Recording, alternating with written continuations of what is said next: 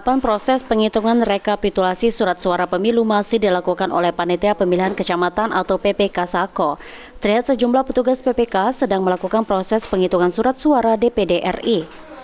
Sampai saat ini, PPK Sako baru menyelesaikan 2 proses penghitungan surat suara pemilu, Presiden dan DPR RI.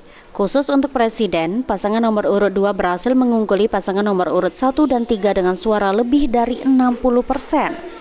Ketua PPK Sako Rahmat Haji Sandra mengungkapkan jika PPK Sako membawahi 4 kelurahan.